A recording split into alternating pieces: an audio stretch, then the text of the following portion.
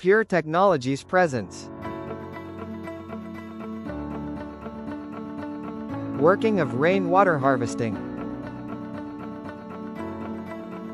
વરસાદી પાણીનો સંગ્રહ. કદાચ આ શબ્દ સાંભળેલો હશે, પણ આ માત્ર એક શબ્દ નથી. આ તો એક ઉકેલ છે, એક એવા સંકટનો જે ધીમે ધીમે આપણી નજર સામે જ વધી રહ્યું છે. ચાલો આજે આમાં જરા ઊંડા ઉતરીએ અને સમજીએ કે આ આખરે છે શું. જરા વિચારો, શું એવું બની શકે કે આપણું સૌથી કિંમતી સંસાધન પાણી આપણે બસ એમ જ વહી જવા દઈ રહ્યા છીએ? અને આ સવાલનો જવાબ સાચું કહું તો થોડો ચિંતાજનક છે. હકીકત એ છે કે આપણું ભૂગર્ભ જળ એટલે કે ધરતીના પેટાળમાં રહેલો પાણીનો ખજાનો એ ખરેખર ગાયબ થઈ રહ્યો છે, અને એ પણ બહુ ઝડપથી. તો ચાલો સૌથી પહેલાં એ સમજીએ કે આ પૃથ્વીના કુદરતી જળાશયો એટલે શું અને એ કેમ ખાલી થઈ રહ્યા છે. આપણા પગની નીચે જમીનમાં ઊંડે શું છે? ત્યાં છે મીઠા પાણીના વિશાળ કુદરતી ભંડાર. વૈજ્ઞાનિકો એને એક્વિફર કહે છે. સરળ ભાષામાં કહીએ તો આ પૃથ્વીના છુપાયેલા તળાવ છે, જે આપણા જીવન માટે બહુ જ જરૂરી છે. હવે સવાલ એ છે કે આ ખાલી થતા ભંડારનું શું કરવું? શું આપણે બસ જોતા રહીશું? ના, એનો એક ઉપાય છે, અને એ છે વરસાદનું બેન્કિંગ. આ વિચાર કેટલો સરસ છે નહીં?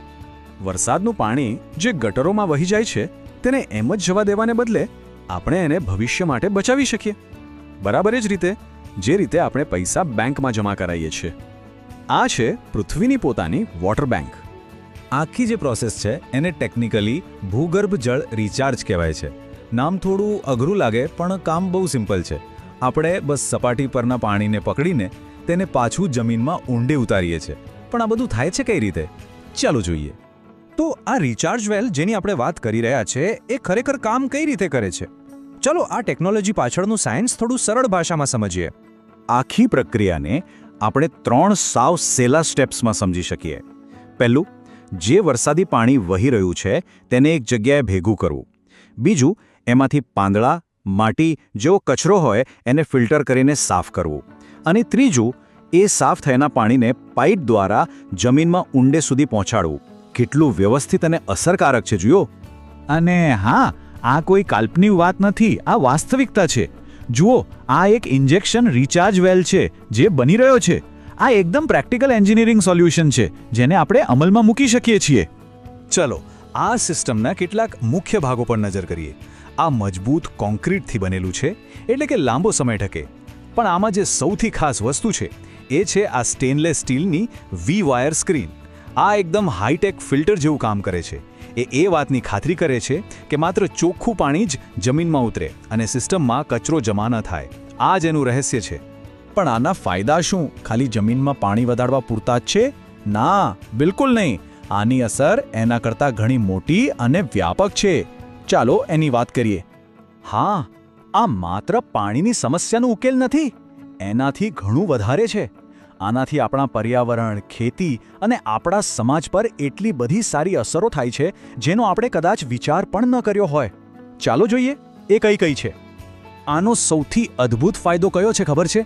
એ ખારા ભૂગર્ભ જળની ગુણવત્તા પણ સુધારી શકે છે. હવે સવાલ થાય, એ કેવી રીતે? બહુ સિમ્પલ છે. જ્યારે તાજું મીઠું વરસાદી પાણી ખારા પાણીમાં ભળે છે ત્યારે એ ખારાશને ઓછી કરી દે છે. છે ને કમાલની વાત? અને આ તો માત્ર શરૂઆત છે. ભૂગર્ભ જળ રિચાર્જના બીજા પણ ઘણા ફાયદા છે. જેમ કે એ દુષ્કાળની અસર ઓછી કરે છે, દરિયાકાંઠાના વિસ્તારોમાં જમીનમાં આવતું ખારું પાણી રોકે છે, જમીનનો ભેજ વધારે છે, અને આ બધાને કારણે વૃક્ષો અને વનસ્પતિનો વિકાસ પણ સારો થાય છે. તો આ બધી વાતો પરથી આપણે ક્યાં પહોંચ્યા? આપણે એક એવા ભવિષ્ય તરફ જોઈ રહ્યા છીએ જે આશાથી ભરેલું છે. એક એવું ભવિષ્ય જે પાણીથી સમૃદ્ધ હોય. આખા વિચારનો સાર આ એક વાક્યમાં આવી જાય છે. આ એક એવો ટકાઉ ઉકેલ છે જે આપણી આવનારી પેઢીઓ માટે લાંબા સમય સુધી પાણીનો પુરવઠો સુનિશ્ચિત કરી શકે છે. અને આનાથી મોટો કોઈ ધ્યેય હોઈ જ ન શકે, ખરું ને? તો આ બધું જ જાણ્યા પછી હવે છેલ્લો અને સૌથી અગત્યનો સવાલ: આપણે આપણા સમુદાયો અને આપણા શહેરો આ પાણીનું બેન્કિંગ શરૂ કેવી રીતે કરી શકીએ? આનો જવાબ કોઈ એક વ્યક્તિ પાસે નથી, પણ આપણા સૌના સાથે મળીને કામ કરવામાં છુપાયેલો છે.